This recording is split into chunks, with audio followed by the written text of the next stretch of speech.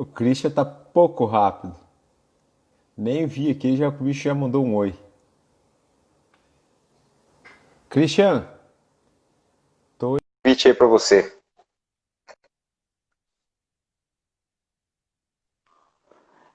E aí, Aí Kaká? sim, hein? Tá com S9 ou com S6? Não, pior que eu tô com. O 10 não funciona de jeito nenhum. Tá Eu uso brincando? de jeito nenhum. Já tentei em outras lives, é uma complicação esse negócio aí. Que loucura, cara. É mesmo? É Não, bom saber ah, disso aí. o meu irmão comprou um outro telefone também, acho que é um A5, uma coisa assim, novo. É, Cara, como tem dificuldade, os telefones não funcionam. Aí eu tenho um outro antigo aqui, que era um telefone antigo meu, que eu uso ele. é. Esse é o E ele guerreiro. funciona. Esse tá Esse é o perfeito, que meu. funciona perfeito, essa é a ideia. Funciona perfeito. Aham. Tá um pouco escuro aí no teu rosto aí. Eu não tô te vendo. Está Show. atrás de um. Melhorou? Show. Melhorou, melhorou, melhorou. Tá. E aí, tudo bom? Você Tudo gostou ótimo, e contigo? você gostou do imprevisto de hoje? Christian, tem alguém que Gostei, você vai fazer hoje? Esqueci da live. Ah, eu acho legal, porque às vezes é bom a surpresa, é bacana. E É verdade. aí eu vou te sacanear mais ainda, porque eu vou fazer outra surpresa, né? Hoje quem vai fazer as perguntas sou eu, não vai ser tu. Beleza, beleza. Olha Bom, só, eu, foi, eu tava até. é, Cara, é só para dar uma explicação para todo mundo que acompanha a gente aí, um monte de gente assistindo e tudo mais. claro. Tem muita gente pra gente ligar, pra conversar e tudo mais. Só que tem alguma. Tipo assim, por que, Kaká, por que você repetiu com o Anderson? Por que você vai repetir com o Christian? Porque, cara, eu acho que a gente está aqui uma hora para fazer essa live no intuito, primeiro aquele intuito principal, que é a live da quarentena, né? Que tá todo mundo em casa e tal. Não é bem assim, não tá mais todo mundo em casa. Mas o Verdade. principal intuito da live, da minha parte, é poder dividir informações.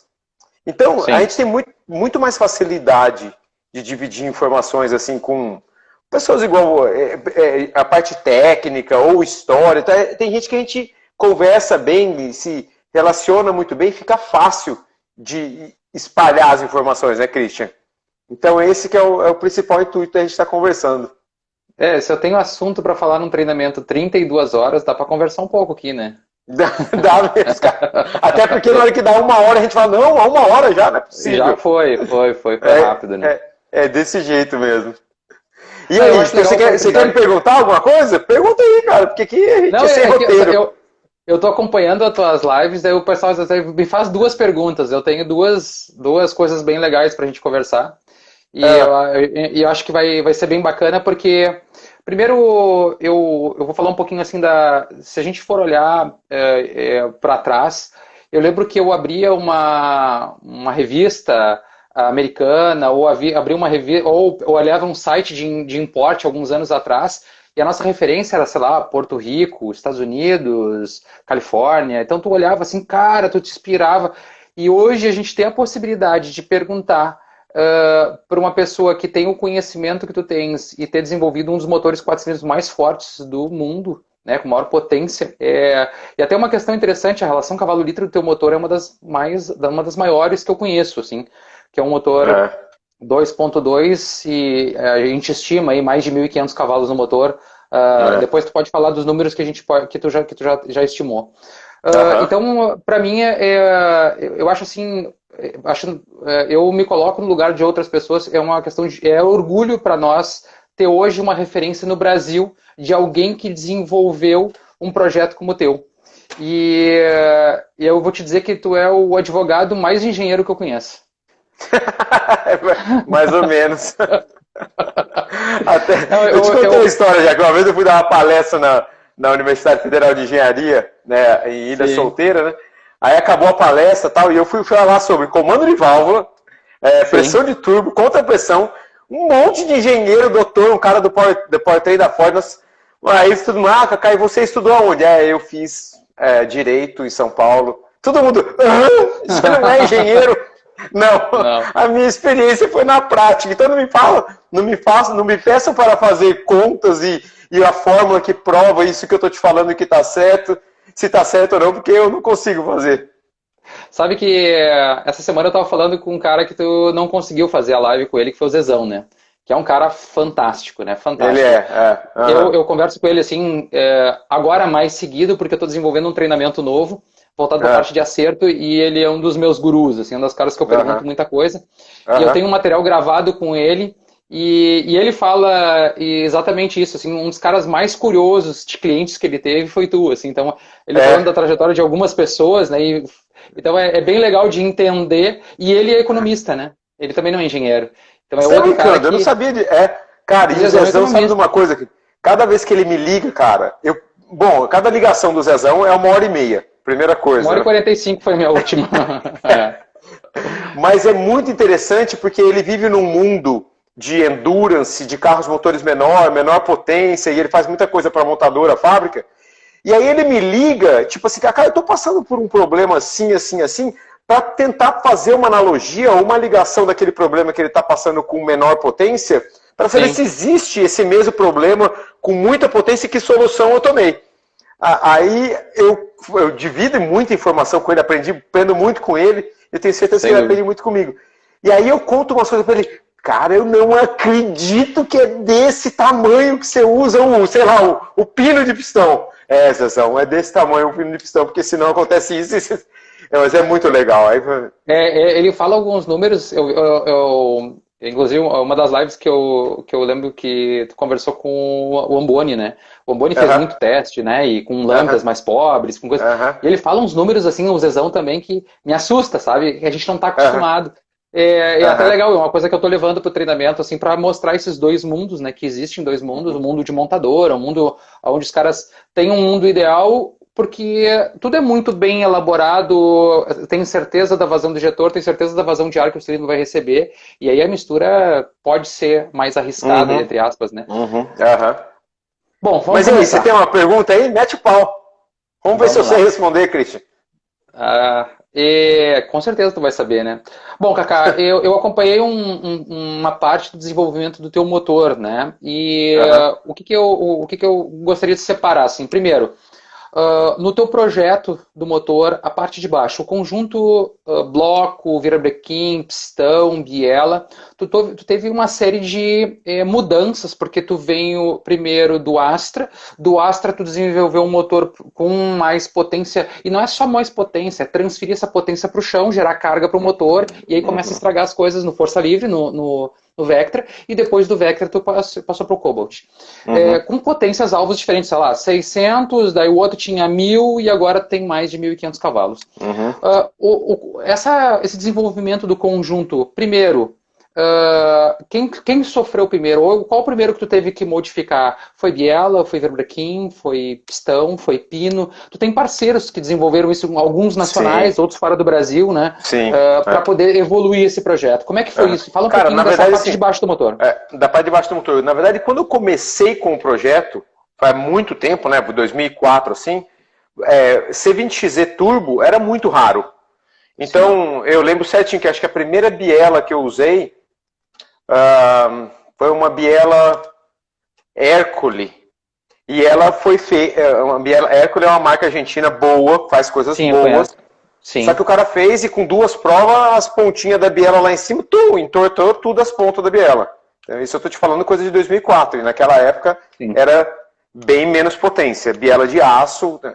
Aí, então, tipo assim, entortou biela. Aí vamos tentar fazer uma cronologia dos fatos do que a gente foi dando upgrade. Tá? Sim. Então foi primeiro biela, que aí dessa biela Hércules, eu encomendei umas bielas Powter nos Estados Unidos, de aço também. Ok.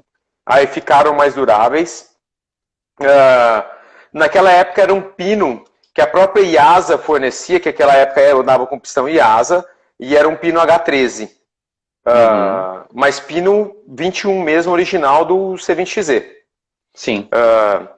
Aí, tudo isso bloco de ferro, obviamente, normal. Esse setup de biela... ficou todo o tempo do Astra, quando ele era o Astra preto, turbina GT 4088, pelo cálculo de uma GT 4088, aquilo ali devia ter 750 na roda, 800 cavalos na roda. Tá? Então Sim. vamos supor que C20XZ, se você pegar o bloco inteiro original, tá? Põe mancal de aço, placa, prisioneiro, porque tudo isso tinha. Virabrequim do bomba Calibra que ele é melhor, né? Virabrequim só dá para montar com o do Calibra. Do Calibra. Entendeu? Os outros, para montar com os outros tem que ser abaixo de 600 cavalos, porque senão eles quebram. Entendi. Entendeu? Entendi. Mas os virabrequim do Calibra até 850, 900 cavalos, assim, na roda, tudo isso que eu tô te falando. Sem problema. Tá? Sem problema mesmo. E aí ficou esse setup. Aí, esse mesmo setup foi pro Vectra depois em seguida. Só que no Vectra, como já tem mais carga, pneu maior, tudo isso, eu fiz um upgrade naquela época, foi para Biela Sainz de 300M, não existia ainda.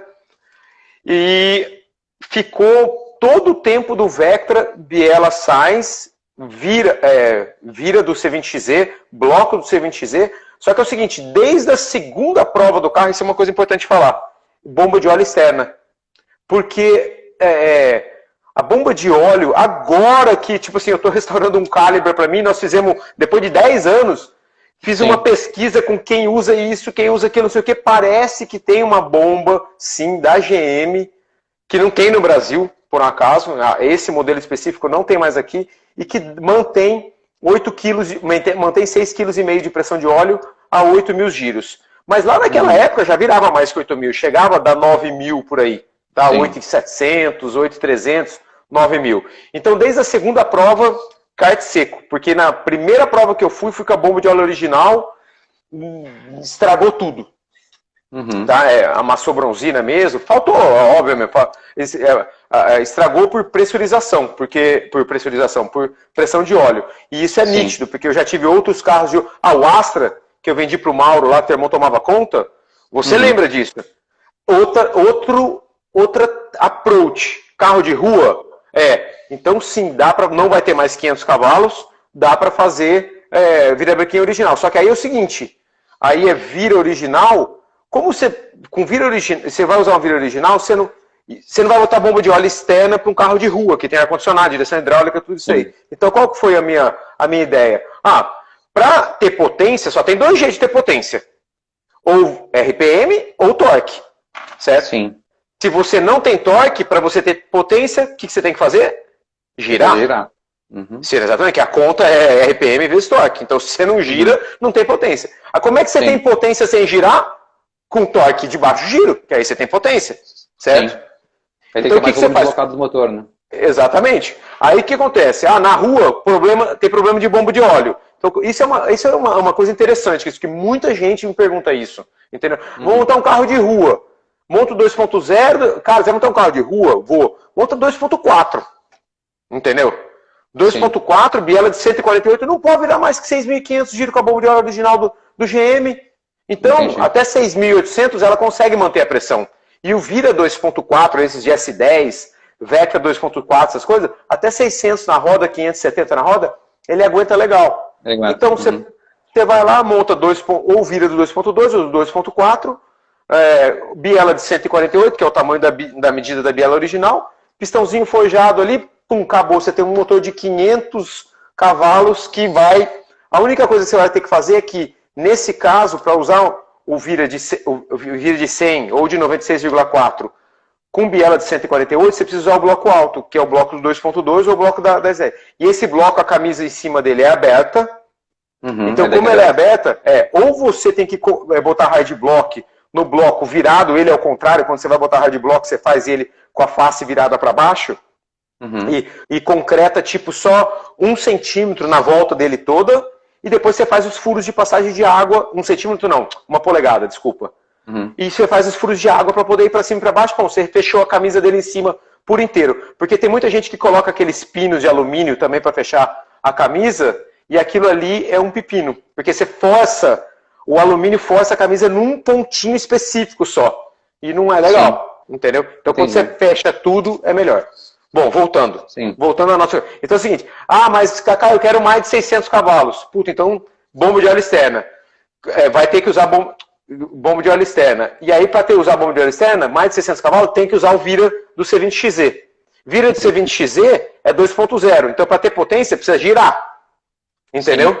Então, aí é uma coisa puxando a outra. Então, nos carros de corrida que eu tive, sempre foi 2.0. Lá no passado, né? Nós vamos chegar que hoje não é mais 2.0, é um pouco maior.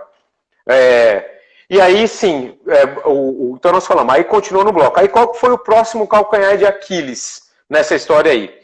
Já foi no Cobalt. Porque, cara, se eu te falar que o Vectra, até eu não lembro, um tempo atrás alguém me falou, acho que foi o Bola, que o Bola sabe tudo os históricos do meu carro. Aí o Bola falou, não, Kaká, você virou no Speed em 2012 ou 2011, alguma coisa assim, 280 de 60 pés, e eu virei 8,3 no Speed.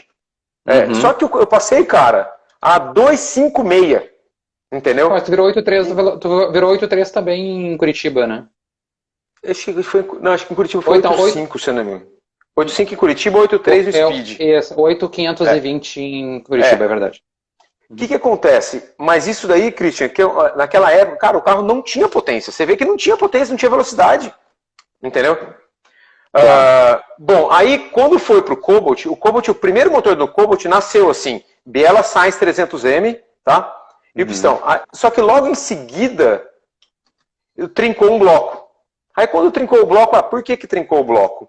Aí vem o problema. Puta, trincou o bloco, qual é a primeira coisa mais fácil que eu posso fazer? Eu ia continuar usando o bloco. Estamos falando de coisa de 5 anos, até 4 anos atrás. Biela de alumínio, entendeu? Nisso daí já tinha muita abertura nos Estados Unidos e vendo muita coisa. E hoje eu falo abertamente para tudo. Cara, não existe um motor de arrancada de extrema performance sem biela de alumínio. Até uma coisa, Kaká, o que eu trouxe assim uns dados interessantes, né? Eu tenho um livro que é Matemática para Motores, e ele tem um monte de equação legal, assim. E aí tem uma das coisas, eu fiz uma planilha em Excel para poder facilitar a minha vida. E aí eu fiz um cálculo do teu motor, eu sei das medidas, quanto ele tem de diâmetro, quanto ele tem de curso, eu sei o tamanho do motor. E aí eu fiz pela potência de 1.500 cavalos estimado, eu sei que ele tem mais, tá? A de 1.500 RP a 8.500, ele teria uma pressão média efetiva, média, não de pico da combustão, de 74 bar. Isso daria 4,5 toneladas de força empurrando o pistão. Pela área que ele tem. Então, assim, você calcular com a potência real. Real, assim, estimada real pelo consumo de combustível. E aí o que acontece? Se o pessoal agora vão entender por que tem que ter uma biela de alumínio, porque ela serve de amortecedor desse. Imagina que a pressão, a força média dessa combustão é de 4 toneladas. O pico pode ser maior. Então imagina o seguinte, então o que ele tem que tomar? Uma amortecida. Então a biela de alumínio vira um amortecedor, porque ele é muito dúctil, né? Ele consegue tomar a pancada e não transferir para o pino, para o verbrequim, para o bloco, entre outras coisas. Por isso que eu quis trazer essa ideia de por que a biela de alumínio. Bom, aí, cara, nós passamos para a biela de alumínio no bloco de ferro ainda, 2.0, tá? E o mesmo pistão, aquela época lá, o pistão era IASA ainda, e aí, mas só era tipo assim, pra você ter uma ideia, cara,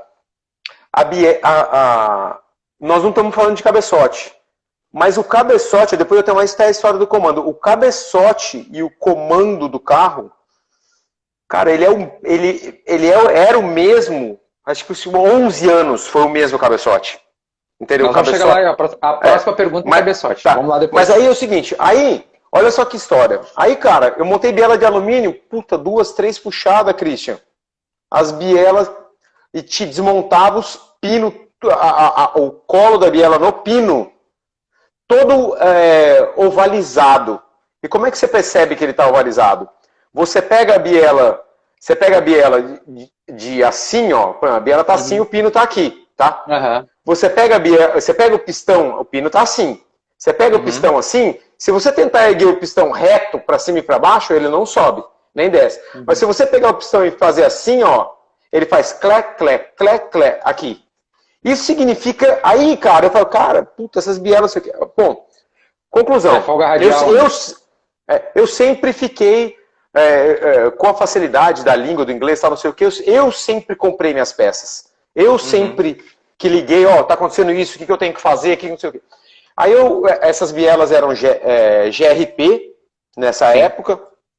Eu liguei lá e falei com o dono da GRP, Woody. Um cara super gente boa, que depois eu conheci ele pessoalmente. Falei, olha, tá acontecendo. Ele falou assim, ó, a biela tá acontecendo isso na biela. Faço 2 provas, desmonto, tá tudo assim. E ele, cara, o teu problema não é a biela. A minha biela não oblonga o pino.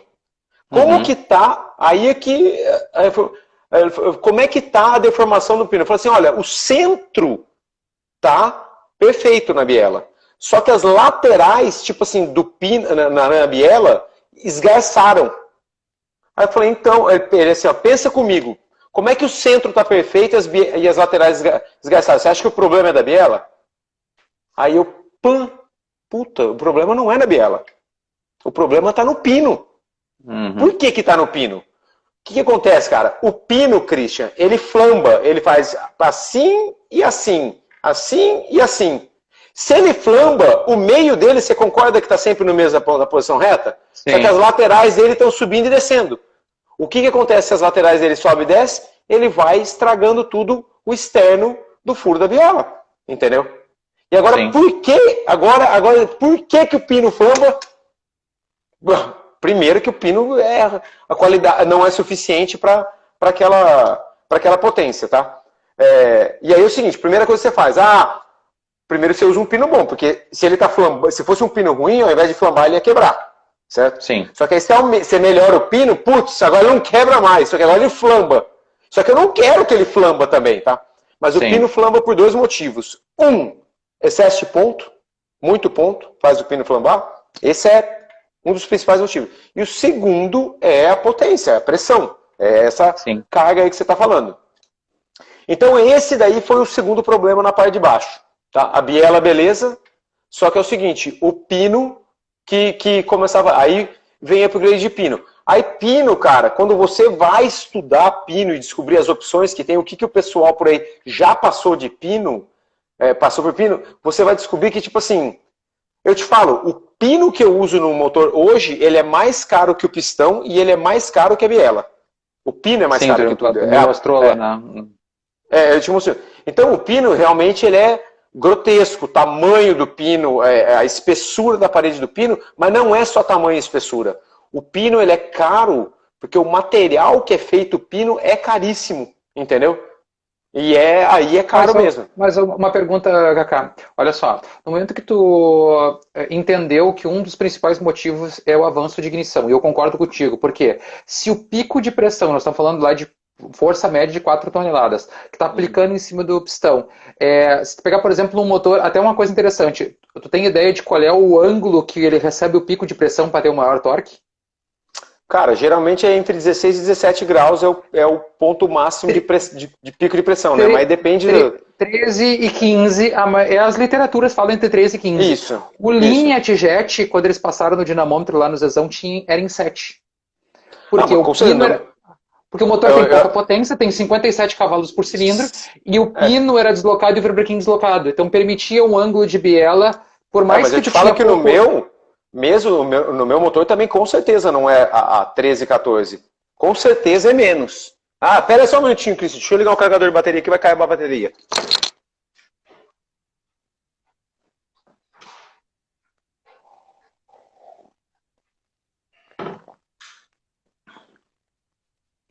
Ó, temos 303 pessoas agora no ao vivo. Bem legal. Voltei. Pera aí. Enquanto tá organizando aí que acabou... Fone de ouvido que a idade vai chegando, é óculos, é fone, Teve uma pessoa que perguntou a questão do titânio da biela. O problema é que a biela de titânio ela é mais leve que aço, mas ela não tem a ductibilidade do alumínio, então se ela receber um impacto, ela vai transmitir para as outras peças iguais. Ela só ganha do peso. Também. O teu problema do custo também, né? E o custo da biela de titânio é bem mais alto. Mais caro. Bom... aí, mas, Christian, Kaká, eu não acredito que o teu pico de pressão da combustão seja tão antecipado. Eu bem pelo contrário. Não, eu acho que é bem menos do que isso. É bem mais bem depois. Não menos. É depois. Depois que a gente vai falando... Isso, claro. Imagina, é PMS, né? Antes do ponto muito superior. Não, é depois. O pico de pressão está acontecendo 7 graus depois. O pico de pressão. Ele já deslocou 7 graus. No motor, Tá, normalmente, com a maior potência, é 13 graus depois. O teu tá na faixa dos 20, eu acho. 18, 20, 22, para não forçar muito. Eu acho que é mais ou menos isso. O legal era até é que o tipo do teu motor não tem como medir isso, né? É complicado, pelo menos não por enquanto. Pelo menos não por enquanto. Eu sei. Por enquanto não. Mas futuramente, quem sabe? Em todo caso, Cris, tipo assim, a minha, é o que eu te falei, a minha experiência é baseada no que eu fiz para parar de entortar o pino. Então, o material do pino, entendeu? E uma coisa que diminui, melhora muito a carga do pino em cima da média, um pouco que você aumenta o diâmetro do pino, a área em cima da biela, em cima do pistão. Só que não só isso também. As bielas, ela tem o colo onde vai o pino muito mais largo do que o padrão de biela comum. Então entendi. tudo isso, entendeu? Até foi otimizando com o tempo, né? Você foi otimizando com o tempo. A biela nasceu com 0,900 de polegada lá em cima no pino, depois passou para 1, depois passou para 1,10 e foi aumentando. E cada vez que se eu aumento na largura, teve que me mexendo no pistão, senão ela não cabe lá em cima. Entendeu? Claro. Então fomos montando conjuntos. E aí, não foi do 21 pro 23,5 que é hoje, entendeu? Do 21 foi pro 22, do 22 foi pro 23, do 23 foi pro 23,55 e assim vai. Entendeu? Mas depois disso, tu teve um problema com camisa, né, Kaká? Porque aí tu começou mas aí já tá na parte do bloco, entendeu? Quando botou biela, parou um pouco de trincar o bloco. Só que aí começou a dar problema na biela. Na hora que resolveu o problema no pino da biela, começou a trincar bloco. Aí trincava, um atrás do outro. E é nítido, cara, que dá pra ver na puxada onde é que ele trinca. Você vê que a pressão de óleo, tipo ali, é 6,8, 6,8, 6,8, de repente ela forma um dente, assim, ó, 5,8. Aí você fala, quebrou aqui, ó, na próxima puxada, se der a próxima, vai lançar tudo pra baixo. E aí que tu consegue olhar dados e através dos dados tu consegue enxergar, ó, tá fadigado, vai quebrar porque tá informando isso, né? Exatamente. Então aí é o seguinte, aí começou a trincar bloco, aí fomos pro bloco billet, tá? Quando chegou no bloco billet, cara, aí assim que montou o bloco billet, a primeira coisa que deu problema foram as camisas. Sim. Por quê? Eu fui tentar usar uma camisa nacional aqui. E existe a camisa que eu usei nacional, ela tem um processo de fabricação que ela é uma qualidade, pelo menos para essa aplicação, muito inferior ao processo de fabricação que é o tal do centrifugado. Né? Sim. Então, eu usei uma camisa nacional. O que acontecia? Você colocava a camisa, retificava, tudo lindo. Dava 2 puxadas, estava tudo ovalizado. Entendeu? Sim. Passava tudo para baixo, jogava óleo para fora, virava um regaço. Aí que, não vai dar. Aí nós pegamos eu mandei de volta para o Cristiano, né, do Tec, sacamos a camisa, fiz as camisas especiais na Darton, especiais para aquele motor. Para aquele motor não, olha a curiosidade. Quando eu falo que o C20XZ é um mini 2JZ, ele é um mini 2JZ, sabe por quê? Tu usa a camisa do 2JZ. Eu uso camisa do 2JZ, porque o body space, o entre-centro de cilindro do 2JZ, é a mesma coisa, é o mesmo entre-centro do 2JZ. Então, você pega a camisa de 2JZ, dá certinho no Eu acho que é o mesmo do C20XZ. BMW, acho que é o mesmo do BMW M50B30 também. É meio que a geometria meio padrão desses motores. Deve ser, desses motores que são 86 por 86 original, né? Exatamente. Deve ser mesmo. Bom, aí quando colocou a camisa Darton, putz, show de bola, agora dá para envergar na pressão. Aí envergamos na pressão. Na hora que envergou na pressão, e eu já falei isso aqui várias vezes, né? Tipo assim, cara, os problemas que apresentam com 1 kg são diferentes do que apresentam com 2 bar, que são diferentes com 3, que são diferentes com 3,5, que são diferentes com 4. Então quando você acha que você... agora eu resolvi. Você enfia mais 500 gramas, aparece outro problema. Aí você resolveu. Aí você enfia mais 500 gramas, aparece outro problema. E assim vai. O que aconteceu, cara? Quando nós aumentamos... Aí tudo isso daí já era pistão FP. Essa parte. O bloco billet nasceu com pistão FP. Sim. O esforço lateral do pistão no Major Thrust, na área de que o pistão mais aperta na camisa... Sim. O esforço lateral, quando você aumenta muito a pressão de turbo, ele é absurdo.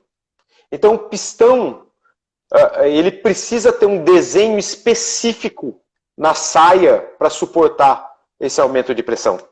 Entendeu? Mas aí, se tu, por exemplo, quando tu fabricou o bloco, Kaká, e até o Cristiano da Indutec está aqui, ele está assistindo, tu fez alguma mudança de geometria da posição do Vibrequim, do centro da posição do Vibrequim? Não, mas tipo assim, não fiz, mas eu pesquisei por quê.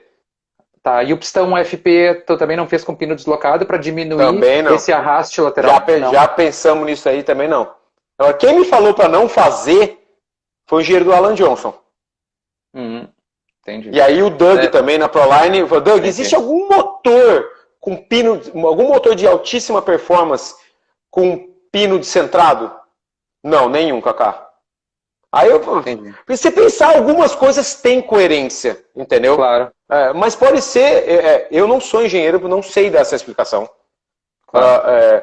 Se a montadora faz isso por vibração, por durabilidade, porque vai diminuir a arraste, né? Atrito, né?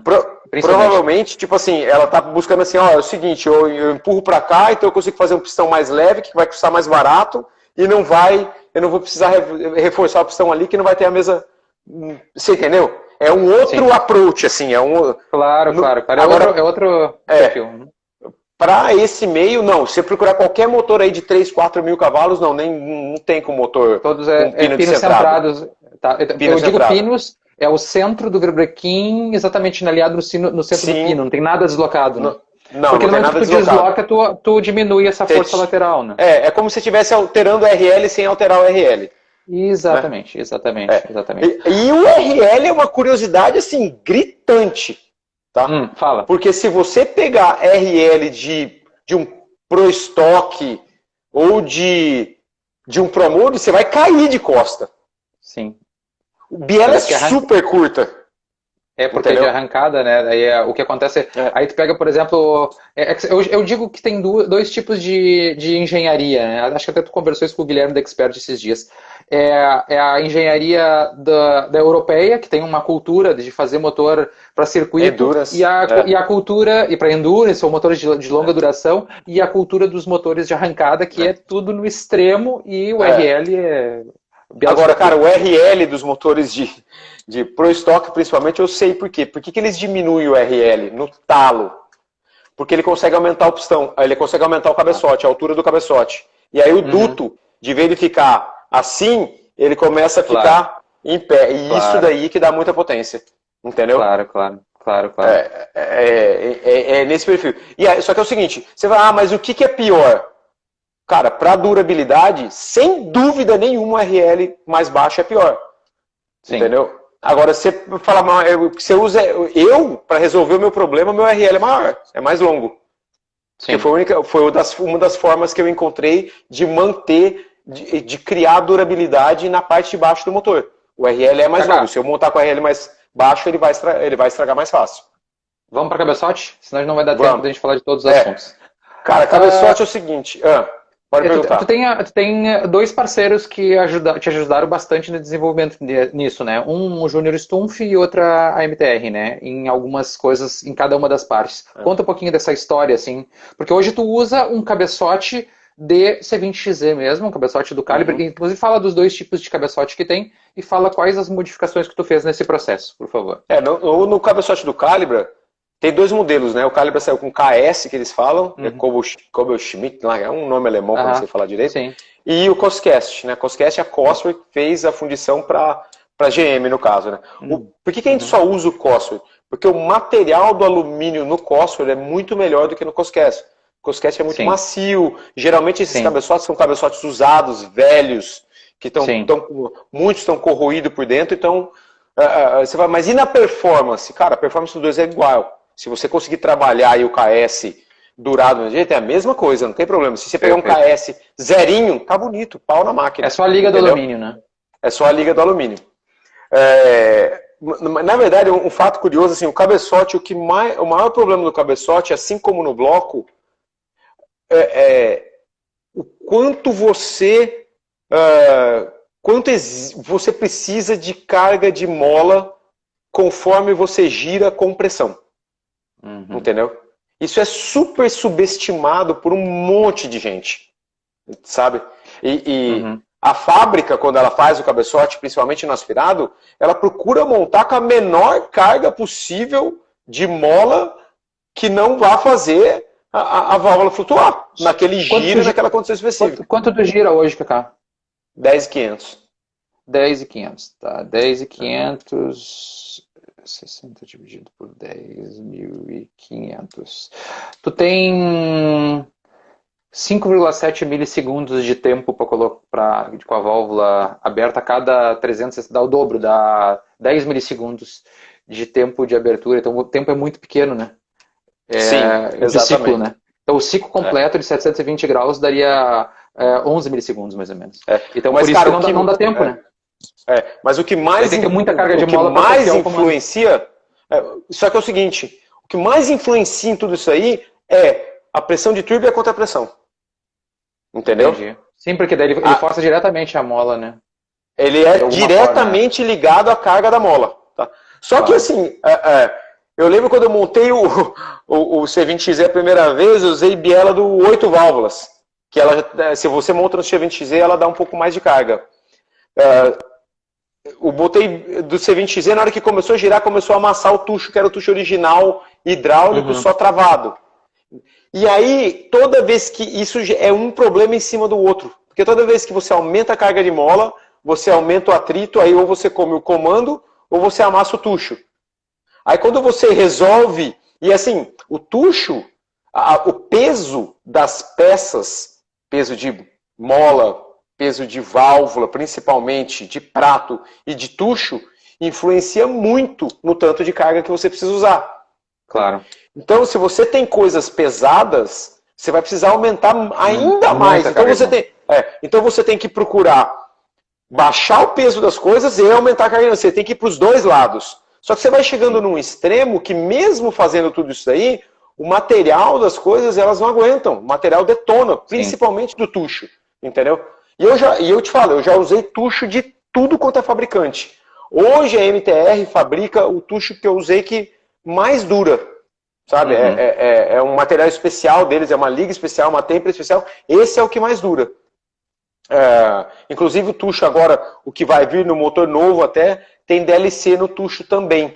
Porque o DLC acaba tirando muito atrito mesmo, muito, e aumenta muito a durabilidade, porque ele cria uma dureza superficial. De superfície, né? Isso, Diamond Like Carbon. Isso. Né? Então isso daí vai ter no comando e vai ter no tucho também. Já é uma coisa muito comum, Fórmula 1 usa isso daí há muitos anos, em pino, válvula, em comando, em virabrequim, tudo isso. Sabe uma coisa que eu te falei? Eu falei virabrequim, cara, só pra te falar, virabrequim nesse nível de potência, eu até comentei isso aí na live com o Bettini segunda-feira, né? Cara, nesse nível de potência, virabrequim é uma coisa assim, muito foda, sabe?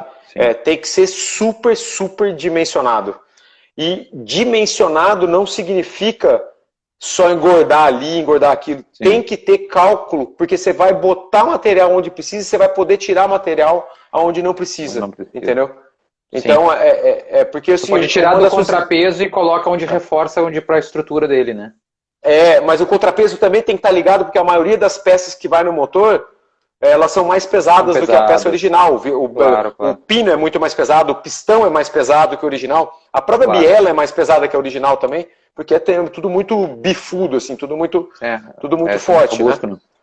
Então, o virabrequim. E a coisa que mais mantém a potência depois que você aumenta todos esses pesos e põe essa carga em cima, é o virabrequim não ter torção.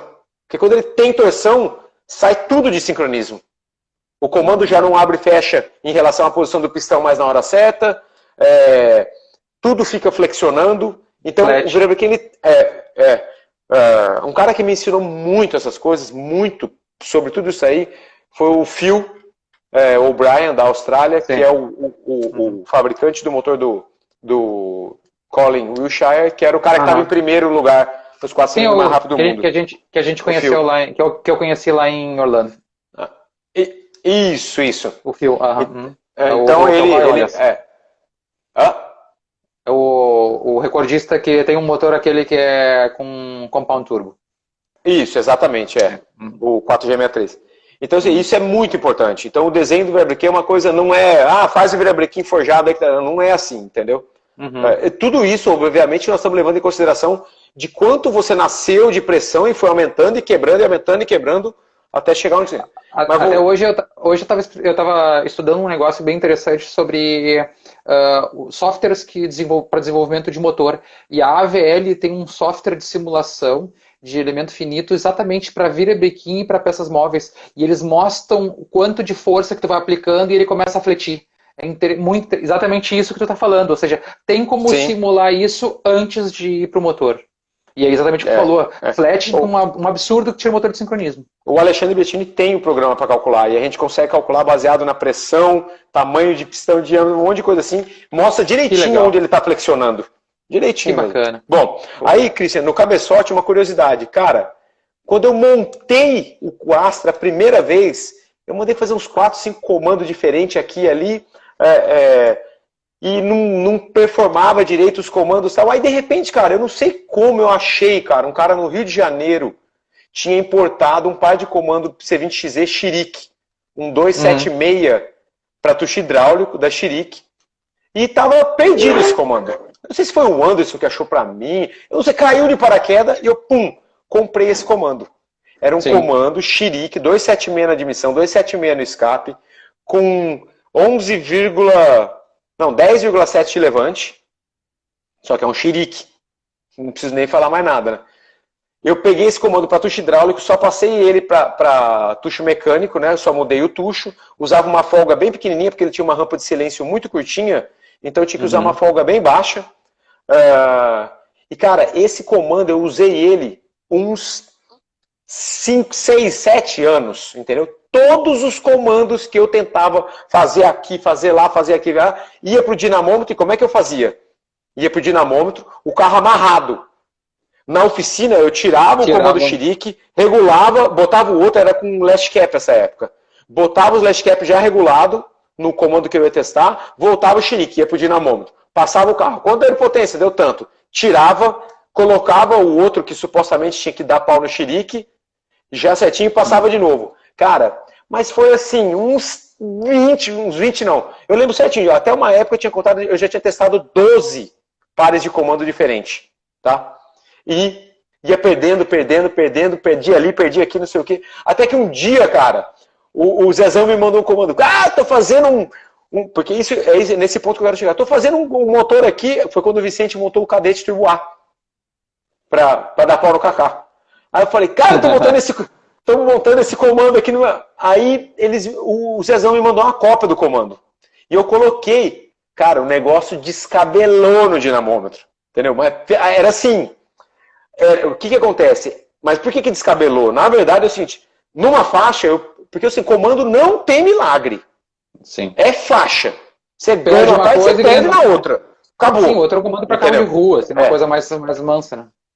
Não tem milagre, entendeu? Bom, e eu tinha esse comando baixinho, Chiric, top, legal pra caramba, assim, né? Botei o comando do Zezão, cara, as 4.500 perdeu 100 cavalos, só que a 8.000 ganhou 120. Pra você ter ideia, o gráfico do dinamômetro terminava assim, ó. Mas aquilo ali, cara, no ponto morto superior, era um comando de aspirado, um Debilas. Aquilo levantava, tipo assim, 4,5 na admissão e 3,8 no escape. Era um... Tipo assim, você ligava o carro, dava 0,1 na lenta, assim, de... Menos 0,1 de vácuo, não tinha vácuo. Tinha muito overlap o comando. Muito overlap, cruzamento absurdo, né? Aí, cara, ganhei, falei, cara... Só que é o seguinte, era um turbo A, pneuzinho radial. Eu falei, puta, eu vou com esse comando pra Curitiba, cara, mas eu vou levar meu chiriquinho aqui, ó, debaixo do braço. Porque essa porcaria, eu vou chegar lá, não vai largar. Não vai largar. Aí, o que eu percebi, Christian? Que realmente, tipo assim, o carro ficou sem controle. Ele larga... Pra eu conseguir largar, eu largava, tipo assim, pneu turbo A, largava com 3.800, primeiro, eu já tive que passar pra 4.900. E naquela época ela não tinha embreagem para patinar para fazer largar. Então não era embreagem, era engrenagem. Você tirava o pé, o negócio acoplava daquele jeito. E era pneu radial, né? Pneu radial. Com pneu radial. Cara, tipo assim, meu 2.0 de 60 pés passou para 2.3. Na hora que eu consegui fazer um 2.2 ali, assim, ó, na hora que vinha a pressão, aquele negócio despregava. Cara, tentei 2 vezes, voltei pro box, Nando, esquece comando, tira, vamos botar o xerique. Mas foi voltar o xerique, pum, na hora, acabou. Zezão, não põe esse comando no carro do Vicente que vocês não vão conseguir largar, vocês só vão se ferrar, essa merda não vai... Eles, será que o Kaká tá falando a verdade? Bom, insistiram, tentaram as 3 provas, depois descobriram que era a verdade que eu tava falando. Realmente não ia dar certo. Aí, cara, o que acontece? Eu precisava dar uma melhoradinha naquele xerique. Aí eu fui conhecer o argentino Carlini, sabe? Uhum. O Carlini tinha acabado de sair, acho que ele trabalhava na Squarna ou na Steel, uma coisa assim, fazia comando para motorzinho de... Bom, e como eu tinha começado a fazer comando, fui lá no Carlini, cara, eu quero o seguinte, eu quero a baixa desse comando aqui com a alta desse comando aqui. Kaká, você sabe que não tem jeito de montar isso, né? Mas Sim, vamos tentar fazer. Cara, aí, isso eu tô te falando foi em 2005, não, 2005 não, 2009 por aí, tá? 2009, 2010. Aí o Carlini fez o comando, voltamos pro dinamômetro, tá? Isso já tinha testado Debilas, olha um outro, Cat Cams, uns comandos feitos no Brasil, um monte de comando, tá? Aí sim, aí eu peguei o comando do Carlini, fomos no dinamômetro, tá? SBD, tinha uns comandos muito bons da SBD, que é o comando que o Adriano Salton usava no carro lá. Eu sei o comando de todo mundo porque é tudo filho. Todos filhotes. Aí, cara, olha só. Botamos o carro no dinamômetro, comando do Carlini, pum, 5% a mais de potência na faixa inteira. Falei, cara, que a gente no malandro conseguiu fazer, entendeu? O comando era um pouquinho melhor em tudo. Aí, cara, eu fiquei com esse comando até julho do ano passado. Foi quando eu desenvolvi, o Juninho falou, Kaká, você tem que usar esse comando aqui agora, que esse comando vai... E também, assim, o comando que eu uso hoje não daria certo se o meu motor fosse para ser usado de novo num Turbo A. Sim, porque agora tu opera de 7 a 10,5. E antes, agora é de 7,5 a 10,5. E uma coisa que eu percebi, Christian, é o seguinte. Você fala, não, mas se tiver pressão, larga do mesmo jeito. Não larga. Porque quando tem um monte de cruzamento, mesmo que esteja fazendo pressão de turbo, o carro vai bogar. Bogar, você sabe quando eu falo bogar, né? Sim, bogar na largada. Bogar, ele não tem torque de um comando limpo de baixa. Entendeu? Não, é verdade. Então, e não tem milagre. Você fala, não, mas põe uma pressão que vai largar. Não vai largar. Entendeu? Então o comando... É por isso que eu falo, não tem um segredo de comando. O comando é para cada carro. Entendeu? E você só vai trocar o comando quando você já talagou na pressão e tá voltando pela admissão, sabe? Talagou na pressão, que eu falo, talagou dobrou. Enquanto você tem o comando baixo, que tem força de baixa, e você ainda pode enfiar pressão que não tá voltando pela admissão, ou voltando pela admissão, não tá dando surge, cara, larga esse comando, não mexe. Sim. Pau, aumenta a pressão, entendeu? Acabou. Sim. Bota vento pra dentro que é de graça, né? Bota vento pra dentro. Ah, mas Kaká, puta, agora não vem mais vento. Às vezes não vem mais vento, porque para fazer vento tem que sair vento. Se não sai vento, não faz vento. Então aí você começa a aumentar escape. Sim. E assim vai indo, entendeu? E sempre controlando a contrapressão. Bom, falando de comando, o que mais, Christian? Aproveitar o gancho, nós temos 10 minutos para falar da parte Ô, Christian, se você quiser continuar a live, eu posso continuar, porque eu tô falando pra caramba, depois a gente solta 2 lives aí, que tem um monte de gente assistindo. E eu nunca alguém me entrevistou, cara. Eu entrevistei 60 pessoas, ninguém me entrevistou, você acredita? Por isso que eu achei interessante inverter a coisa. Mais legal, mais divertido. Com certeza. Até porque é o seguinte, tu tem um puta de um conhecimento, tem como dividir. E na verdade, durante as lives tu já fala muito das tuas experiências, né, Kaká? Mas o que eu fiz? Eu pincelei coisas interessantes que eu vi nas lives do Amboni, do Teru, do próprio Anderson, e coisas que foram legais que tu falou. Cara, isso é legal de trazer pro pessoal e daqui a pouco concentrar numa... Porque às vezes o pessoal não consegue ver em todas, né? E essa parte de acerto e desenvolvimento é muito interessante. Vamos pra parte de acerto, Kaká. Vamos fazer o seguinte... vamos falar agora só de extrema performance. Christian, peraí, antes da gente falar de acerto, eu já falei a dica da carga de mola. Cara, e carga de mola é muito mais importante que um monte de preparador não tem ideia aí. Só que é o seguinte, não é para amanhã, nós estamos falando aqui, não é para amanhã todo mundo, saiu aumenta. Cara, carga de mola, tem o coil bind, tanto que a mola aperta, entendeu? Você não pode trabalhar com uma mola muito grande só lá em cima no começo da mola, do aperto, porque a mola fica trabalhando na frequência errada, a mola tem que trabalhar perto, não super perto do coil bind, mas Sim. aproximadamente Para o pessoal entender, é o quando toca elo com elo, né? Exatamente, Isso. exatamente. Então você tem que trabalhar perto do fim de curso, não sobrando um monte, porque senão detalhe, a frequência da mola fica uma droga. Como trabalha com duas molas, tu tem que pensar nas duas. Às vezes o cara acerta de fora e tá dando coil bind de dentro, né? E aí quebra as duas. É que na verdade você compra um conjuntinho pronto para trabalhar. Só que muita gente Nem também mede mola, Christian, sem o pratinho. Sem e o pratinho, muitos pratinhos têm altura diferente com a mola de dentro e a mola de fora. Então você tem que medir a carga de mola com o pratinho na mola, né? Perfeito. Então isso é o pessoal se ligar nisso aí. Só que a carga de mola é uma coisa, Christian, muito fácil de ver no RPM do motor durante a puxada. Uhum. Você vai ver se está crítico, entendeu? E é simples, você botou marcha, chegou lá no 7800, de vez daquela rampa de RPM tá assim, ela chega lá no final e começa a fazer assim, ó. Meu, tá faltando carga de mola. Começou a fazer assim, o RPM lá em cima e não tá distracionando, tá faltando carga de mola. O carro começou a engordar do nada, entendeu? Você pega aquelas compensações de RPM no mapa, Christian, que vem lá colocando, de repente chega lá no 7.800, 9.000, você tem que tirar, você tá lá com mais 20 de compensação de combustível por RPM. De repente, 5, menos 11, menos 15. Tá faltando carga de mola, tá flutuando ali, o combustível tá indo tudo embora. Entendeu? Sabe que eu fiz um treinamento com o Balestrini e eu achei muito legal um negócio que ele falou, porque todo mundo fala sobre a sede de berílio com um objetivo de espaço de temperatura e melhor vedação. Mas tem uma coisa que ele falou que eu achei fantástica, que é exatamente o que tu está falando. Quando ele, que é quando ele dá o bouncing, né? Quando ele toca, se tu tens alguma coisa que amortece o impacto da válvula, ele bate e fica. Se tu tem alguma coisa que está muito rígida, e é o caso da sede de aço, cara, ela vibra e tu tem microsegundos onde tu perde vedação.